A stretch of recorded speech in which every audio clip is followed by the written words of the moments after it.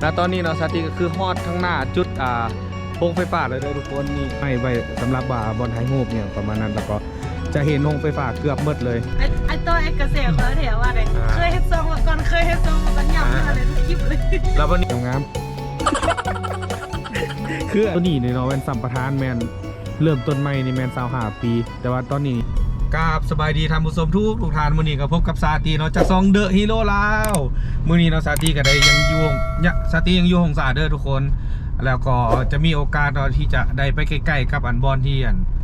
เพิ่นเฮ็ดโรงไฟฟ้าจากถ่านหินนะทุกคนแล้วมื้อนี้สติจะพาไปเบิ่งเด้อแต่ว่ามันจะเป็นแบบใดแต่ว่าตอนนี้สติแม่นมากับเจี๊ยบเนาะหลานสาวคนสวยเนาะสบายดีแล้วก็ต้อมเนาะสารานชาแนลจริงๆเจี๊ยบเพิ่นก็เคยเฮ็ด YouTube เด้อทุกคนแต่ว่าเพิ่นขี้คร้านแล้วเพิ่นหยุดเฮ็ดไปก่อนตอนนั้นซื้อซองหยังก็ลูกเจี๊ยบสไตล์ลูกเจี๊ยบสไตล์ไอตัวไอเกษตรเขาเถียว่าเลยเคยเฮ็ดซองมาก่อนเคยเฮ็ดซองมาก่อนยำอะไรทุกคลิปเลยแล้ววันนี้นี่อันโอกาสเนื้ออนาคตเนาะบางเทื่อเพิ่นอาจจะกลับมาเฮ็ดอีกครั้งนึงในอนาคตนะก็ขอฝากทุกคนเดินทางสมมุติว่าเพิ่นกลับมาเฮ็ดน้ำใดสติจะกดแชร์ออกไปอัน YouTube เนาะทุกคนฝากติดตามเนี่ยเด้อซองลูกเจี๊ยบสไตล์หรือว่าเจ๊ซื้อเก่าบ่ซื้อเบอร์น่าจะลูกเจี๊ยบวินัดดาเลยสไตล์เก่าทีมซะโอ้เขาซองสุดเจ้าดังๆเลยคือไอโต้สิเหรอข่อยเกาะสุดเจ้าดังดังแล้วดังแล้วโอเคดังแล้วดังมื้อนี้ทุกคนดังแล้วดังแล้วไม่ใช่ดังอะไรนะดังหักถ้าเพิ่นเฮ็ดอีกเราสติจะกดแชร์เราฝากทุกคนมากดติดตามให้เพิ่นเด้อทุกคนหลานสาวคนงามเพิ่นสิเฮ็ดอีกครั้งนึงมื้อนี้แต่บ่ฮู้ว่ามื้อใดเด้อตอนนี้นี่สติก็ได้ขี่รถมาเนาะมาว่าสิมาเติมน้ำมันทำอีกนะมาเติมน้ำมันแล้วน้ำมันมันเบิดตอนนี้นี่ก็คือสติแมนได้ขี่รถมาเพื่อที่จะมาอยู่จุดที่ใกล้กับโรงไฟฟ้าที่สุดเนาะทุกคนก็คือจะพยายามถ่ายให้มันได้หลายๆนะแต่ว่าเพิ่นบ่ให้เข้าไปในเด้ออาจจะได้ถ่ายอีนอกเพื่อเห็นบรรยากาศแบบโดยรวมซื่อๆเพราะเขาเข้าไปทางในบ่ได้เนาะเพิ่นเป็นเขตที่ต้องเป็นพนักงานเท่านั้นจึงเข้าได้นะเพราะว่าเพิ่นก็หลายเวียกแน่แล้วก็รถเข้าออกหลายเพราะฉะนั้นก็คือจะเฮ็ดให้ถ้าเฮารถไปเองอาจจะไปยุ่งวุ่นวายกับการเฮ็ดเวียกของเพิ่นเพราะฉะนั้นเขาก็จะไปยุกจุดที่ใกล้ที่สุดแล้วก็ถ่ายบรรยากาศให้เบิ่งเนาะทุกคนเห็นล่ะขนาดอยู่นี่ทั่วเมืองเห็นมันเลยความสูงเนาะแม่นตัวนี้ก็จะเป็นโรงไฟฟ้าเนาะแต่ว่าตอนนี้นี่มุมนี้ก็คือบ่ทันเห็นดีแต่จังได๋สติจะพาไปเบิ่งมุมที่เห็นดีที่สุดเนาะนี่ขับรถจากซองซาลานซาแนลเนาะเป็นผู้ขับรถมาให้มื้อนี้แม่นแล้วถ้ามีปฏิมาเติมน้ำมันแล้วก็โหลดมานี่เลยเพื่อว่ามาถ่ายให้ทุกคนได้เบิ่งกันนะถ้ามาฮอดตรงสาแล้วเอาบ่ได้มาถ่ายอยู่จุดตัวนี้ก็คือความรู้สึกก็คือจิบ่ฮอดตรงสาว่าเด้อนะแต่ว่าเดี๋ยวเบิ่งไว้เป็นของเขาเบิ่งนี่ความสูงเป็นจุดเป็นโฮงที่ไว้ใหญ่นะทุกคนขนาดเฮาขี่อยู่กลางทางบ่ได้อยู่มือใกล้ปานใดแต่ว่าเห็นใหญ่ๆเลยอยู่จุดที่เข้ามาโฮงสาทำอิฐอยู่บ้านนาปุ้งอยู่อย่างก็ยังเห็นเนาะเราเรียกกันมากลางคืนเพราะว่าเพิ่นเฮ็ดดอกไฟอย่างที่หุ่งสว่างสวัยถ้าพี่มันคิดว่าเป็นไฟใหม่ในบนอาคารเวลาเขาเปิดนะคิดว่าไฟใหม่อาคารบ่แต่ว่าอันนี้เห็นทำอิฐหันว่าแม่นควันทำอิฐเอาเผาท่านหินต้องมีควันฉะนั้นที่จริงบ่แม่นเป็นไอ้น้ำที่ว่าเพิ่นสกัดเนาะสกัดแล้วก็บ่ให้มีขี้เถ้าเคี่ยงกันขึ้นมาอย่างไรแต่ว่าเท่าที่ร่วมกับพนักงานนั่นที่เพิ่นเคยเฮ็ดเวียกเนาะเพิ่นก็อธิบายมาว่าตัวนี้เป็นแค่ไอ้น้ำแล้วก็จะมีจุดดักจับฝุ่นดักจับขี้เถ้าอย่างน่ะเกือบว่าได้เกือบ 99.9% เลยเพราะมีอยู่จุดที่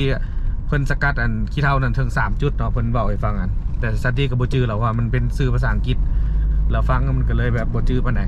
แต่ว่ามั่นใจได้เนาะว่ามันจะบ่ส่งผลกระทบหรือว่าอย่างต่อกับสิ่งแวดล้อมน้ำอย่างเพิ่นกับมีโฮงบำบัดมีอย่างทุกอย่างหมดเลยแล้วตัวนี้ก็จะเป็นเส้นทางที่ว่าเฮาขี่มาเพื่อที่จะไปเบิ่งโฮงไฟฟ้าเนาะตัวนี้ก็คือว่าเป็นเส้นทางที่เกือบฮอดแล้วทุกคนเกือบฮอดโฮงไฟฟ้าแล้วนี่ตัวนี้นี่ประเทศมาจากปีแล้วจ้ะมันเริ่มเสิร์ฟตั้งแต่ปีกระจอยจบนะจบกับประมาณ2004-2005เนาะ2014-2015ก็เริ่มนับนี่แต่เขาเห็นมันตอนนั้นคุณคนทำอีทเลยตอนคุณคนทำอีทตอนนั้นส่งคนมาวิจัยหันน่าจะประมาณปี2008 2009 2010อยู่ในประมาณนี้เพราะว่าสติจบม.6 เนาะตอนนั้นมันเพิ่นเริ่มมาขุดค้นมาสำรวจเบิ่งว่ามันมีฐานหินแท้บ่อย่างนั้นเพราะตอนนี้เป็นภูเขาไฟเก่าแล้วมันเกิดมาจากแห้งบอลดินแตกแห้งนะทุกคน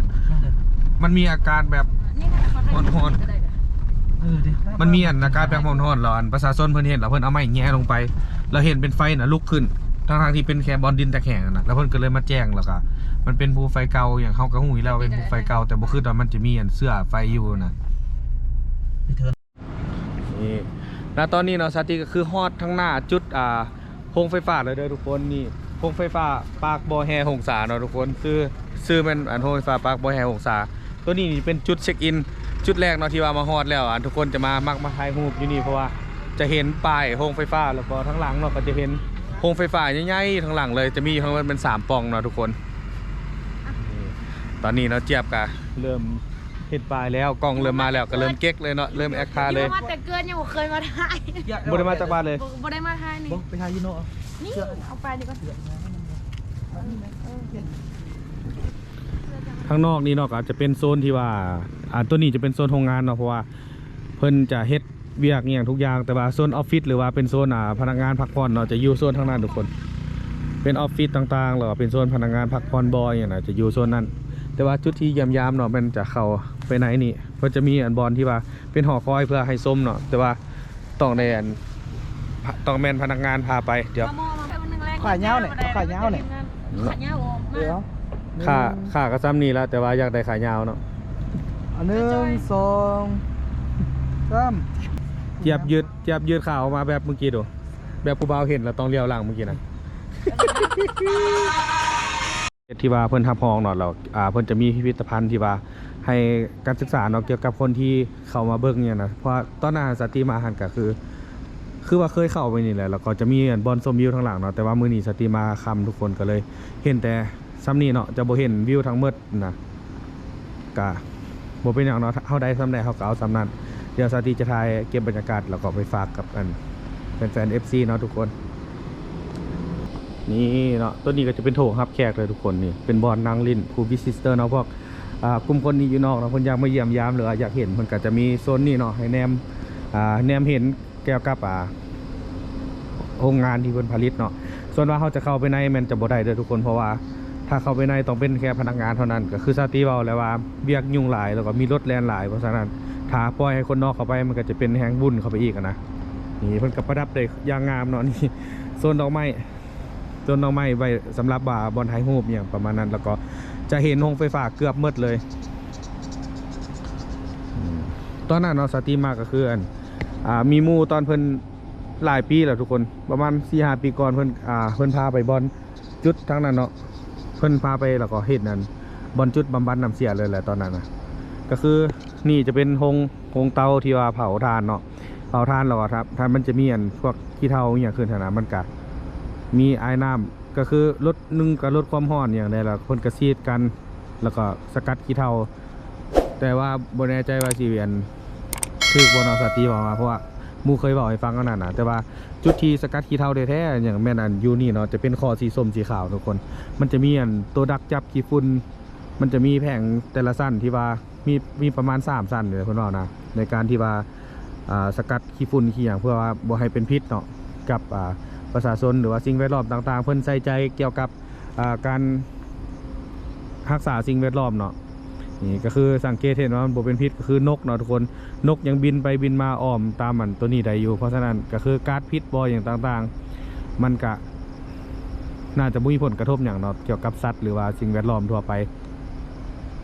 หลังจากที่เพิ่นซีนน้ำอย่างเนาะน้ำก็จะลงมาอยู่2หนองเนาะทุกคนที่อยู่ทางด่างนั้น2หนองนั้นก็คือจะเอามาบำบัดน้ำเพื่อเป็นน้ำดีแล้วก็เอากลับไปใส่ในโรงงานอีกเทื่อนึงอย่างนั้นวิวในตอนนี้เนาะเป็นวิวที่งามทุกคนแล้วอากาศก็ค่อนข้างที่จะออกแบบเย็นๆหน่อยนึงเนาะแต่ว่ามานี่งามแฮงเดี่ยวไปนี่ทุกคนคิดว่าตัวนี้นี่เนาะมันต้มมันร้อนมันจะให้อากาศร้อนบ่แม่นทุกคนอากาศเย็นสบายเลยตอนนี้นี่อากาศเย็นแบบแล้วก็สามารถสูบลมหายใจแบบเต็มปอดได้เต็มๆเนาะเพราะว่ามันบ่มีผลกระทบอย่างต่อสิ่งแวดล้อมตัวนี้นะนี่เบิ่งทุกคนเห็นนกวะนี่ นกบินเป็นฝูงเลยนี่นกบินเป็นฝูงเลยนกน่าจะเป็นนกยางเนาะทุกคนตัวสีขาวคือว่าเพิ่นก็จัดโซนเอาไว้ให้ถ่ายรูปหรือว่ามาเยี่ยมยามได้งามหลายเนาะทุกคนการจัดโซนอย่างต่างๆแล้วก็เข้ากับบรรยากาศแล้วก็วิวที่งามเนาะ อ้มปลาครับนะ ตอนนี้เราก็มานำเอาต้มกับเจี๊ยบเนาะเพราะว่าเรียกว่า นี่วะ นี่เรียกว่าเพื่อว่าให้เพื่อนมาถ่ายรูปไปนะทุกคนเพราะว่าตอนนี้นี่แสงกำลังได้เลยแสงกำลังได้แบบแดดกระมืดไปแล้ว โอ้ เนาะ มีวันถ่ายรูปที่นี่ นี่ โอ้เย่ ก็เลยว่าจะพากันมาถ่ายรูปอยู่จุดนี้เนาะจุดที่เห็นโฮงไฟฟ้าดีที่สุดงามที่สุดเนาะเห็นเนี่ยเดี๋ยวตั้งไว้ให้เท่านี้ ไปเลยยักนั่งได้เนาะ บ่นี่น่าจะเป็นจุดที่ ไปไหม ถ่ายแล้วได้มุมก็คือมีได้มุมใดอย่างงามที่สุดอะเนาะทุกคน ถ้าผู้ใดมาหงสาเนาะก็สามารถที่จะมาเข้ามาวิสิตได้เนาะทุกคนเข้ามาเยี่ยมยามมาถ่ายรูปมาอย่างได้เพิ่นก็จัดโซนให้อยู่ให้กับประชาชนที่ว่าอยากกัน มาเยี่ยมชมโรงงานหรือว่าอย่างต่างๆก็น่าจะเป็นโซนแถวนี้แหละทุกคน หลังจากอันนี้เข้าไปก็น่าจะบ่ได้แล้วถ้ามาฮอดหงสาเนาะบ่ได้มาถ่ายรูปจุดนี้นี่ก็น่าจะคือแบบบ่ฮอดหงสาเลยทุกคน เดี๋ยวเฮ็ดบึงมงเฮ็ดทาบึงมงไปก่อน เห็ดสมันเอาฝากไฟนี่แล้วมันทบมานี่สนาตาเฮ็ดตายๆใส่บักงามๆ คืออันเดียวก็คืออันหมอนนะป้าห่ำป้าอย่างเธอเขาแต้มหูปะนะแบบไปเขาทายหูปะนะนี่เนาะประมาณ1,000หูปเลยมือนี้นี่ ดู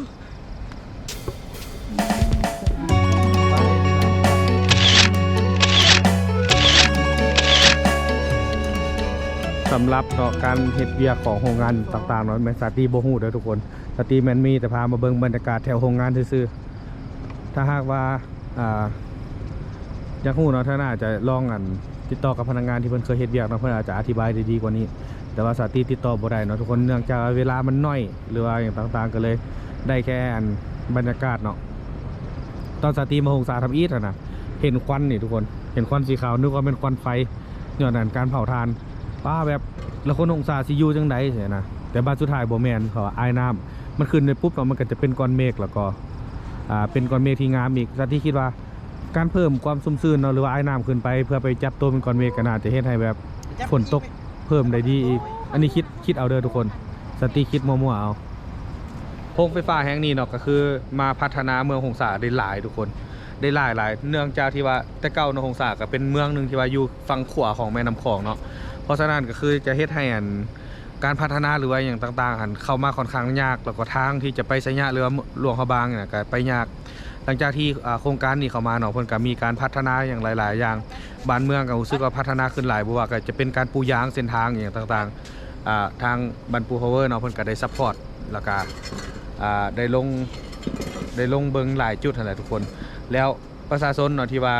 ว่างงานว่างอย่างนั้นเพิ่นก็สามารถที่จะเฮ็ดเวียกนำบริษัทได้อย่างนั้นก็ถือว่าสร้าง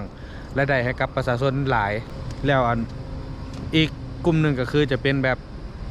สร้างรายได้ที่ว่ามีประชาชนที่ว่าอยู่ประเทศไทยเนาะเป็นประเทศบ้านหรือว่าประเทศจีนอย่างต่างๆที่ว่ามาเฮ็ดเวียกอยู่นี่มาดีบางเทื่อก็มาหลายคนหลายคนแบบหลายร้อยบางเทื่อเป็นพันคนนะทุกคนก็คือจะมาสร้างรายได้ก็คือที่พักเนาะที่พักอาหารอย่างต่างๆกับเซารถอย่างต่างๆเพิ่นก็ถือว่าเฮ็ดให้ประชาชนหงสาเนาะมีรายได้รับที่ว่าหลาย Come here and take picture together แล้วเนาะตอนนี้นี่ก็จะถ่ายรูปเนาะทุกคนเขาน่าจะบอกนี่งามอันนี้เท่านั้น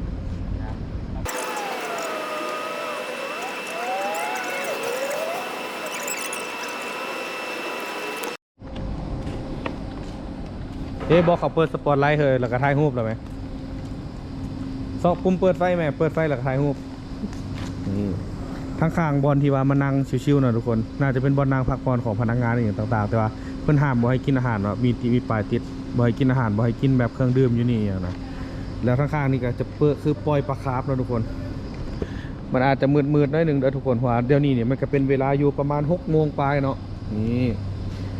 ก็จะมีปลาคาร์ฟเต็มเลยนี่มีแต่ตัวใหญ่ๆเนาะทุกคนตัวนึงประมาณเกือบซ้ำข่ายแล้วนี่อยู่อ้อมนี่แม่นเฮ็ดเลี้ยงปลาคาร์ฟหมดเลยนี่เลี้ยงปลาคาร์ฟคือว่าเป็นวิวที่ดีเหมาะแก่การรีแลกซ์บ้านสวนในฝันเนาะทุกคนเพราะว่าทามานี่ก็อยากมีโซนแบบนางลิ้นนะนี่นะเพื่อแต่ว่าอาจจะบ่ใหญ่ซ้ำนี่เนาะลักๆกันเป็นเพื่อต้อนรับ กับคนที่จะมาเยี่ยมยามเนี่ยประมาณนั้นนี่เนาะตอนนี้นี่แสงก็จะมืดแล้วเนาะทุกคนแต่ว่าการถ่ายรูปก็ยังดำเนินไปต่อเนาะเพราะว่าแสงกล้องต้อมเนาะก็คือถ่ายรูปในโหมดแบบกลางคืนได้ดีแบบซุ่มแสงได้ดีนะแบบจำคนนาบ้านนึงได้ ขนาดซ้ำนี่แบบมืดๆแล้วนี่นะทุกคนแต่ว่ากล้องของเราแบบถ่ายรูปแบบอย่างงามเลยนี่อยากให้เบิ่ง อันนี้งามกว่าซ้ อย่างที่เนาะ ำเจ๊ อันนี้ก็คือจะเป็นเวลาเนาะเกือบว่าจะค่ำคืนเลยทุกคนมืดแต่ยังมืดบ่ร้อยนี่นะเพิ่นก็จะเปิดไฟแนวนี้เลยจุดที่มาเมืององศาเนาะถ้ามาจากสยามบุรีนะทุกคนมาจากสยามบุรีมาฮอดเขาบ้านนาปุ้งเนาะมาฮอดบ้านนาปุ้งยังเบิ่งอันนี้ยังเห็นอยู่หรอกอะแบบแจ้งไปหมดเลยนะแจ้งไปทั่วเพราะหนึ่งกับเป็นไอ้น้ำเนาะแล้วก็สองแม่นแสงไฟที่ว่าแสงไฟเป็นกระทบกับไอ้น้ำพอสนัดก็คือจะเห็นเด่นทุกคนมันจะเด่นมันจะเห็นตลอดเลยเมื่อคืนเพิ่นก็จะเปิดไฟหุ่งๆนั่นนี่เลยสำหรับที่ว่าพนักงานเนาะอาจจะเฮ็ดเวียกหรือว่าคุมเกี่ยวกับการต้มเพิ่นก็จะมีน่าจะมีกะกลางเว้นกลางคืนที่บ้านเอาไว้เบิ่งเกี่ยวกับการเผาถ่านหินเนาะบริเวณทางข้างนะเพิ่นดุดไปทางภูเขาเนาะเพิ่นก็จะดุดเพื่อขุดค้นเบิ่งถ่านหินเนี่ยนะจะเฮากับบ่ฮู้จุดเลยเพิ่นเอาอยู่จุดไหนแดก็เพิ่นว่าตัวนี้นี่เนาะแม่นสัมปทานแม่น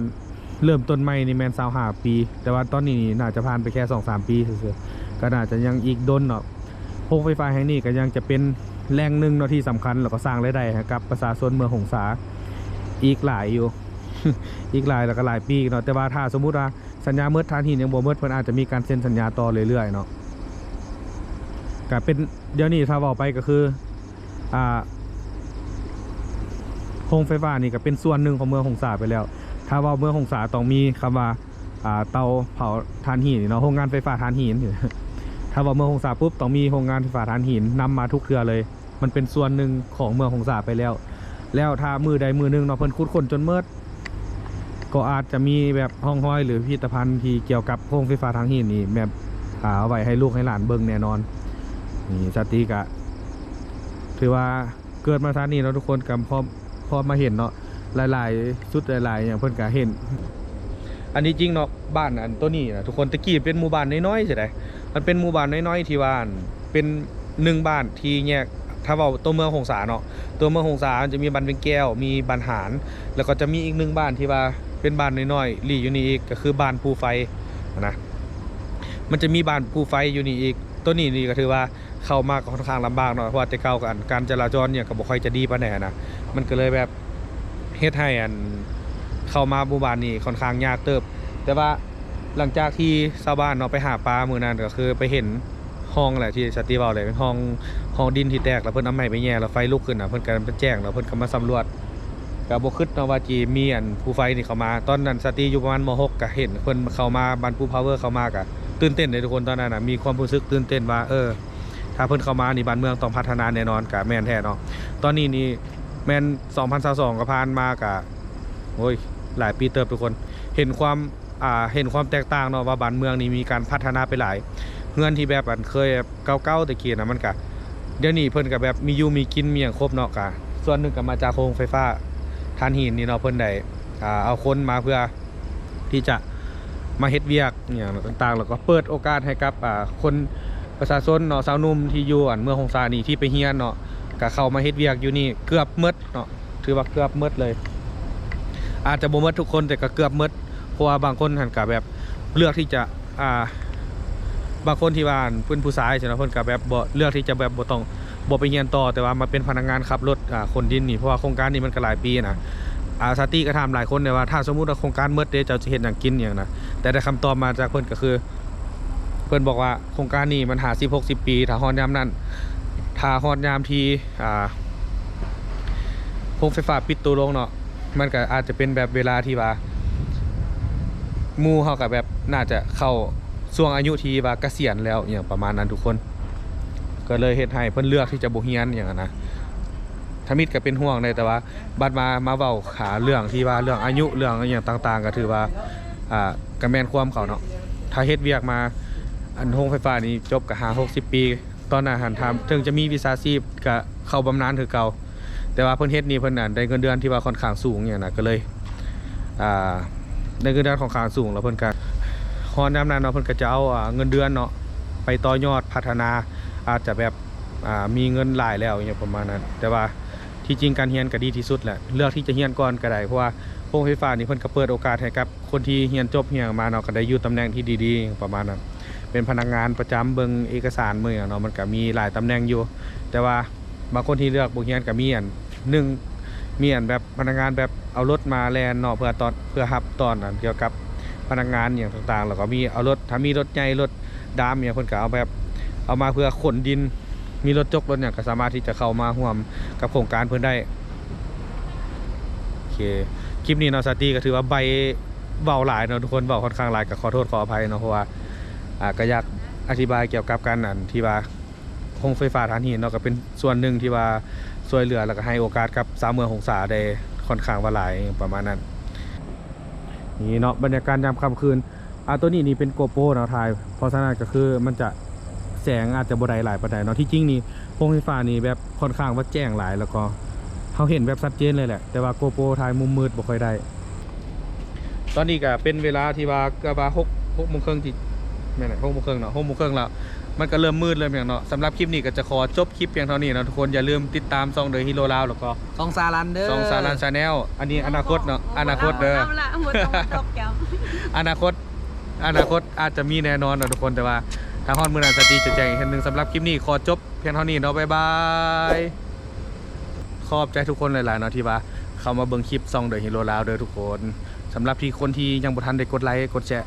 ที่ยังบ่ได้กดติดตามเถอะก็สามารถกดติดตามเนาะเพื่อเป็นกำลังใจให้กับซองเดอะฮีโร่ลาวเด้อทุกคนที่ติดตามแล้วก็ให้กำลังใจได้โดยที่การไปกดไลค์กดแชร์หรือว่าคอมเมนต์ให้กำลังใจสาตีเนาะโอเคขอบใจทุกคนเด้อที่เข้ามาเบิ่งคลิปของสาตีบ๊ายบาย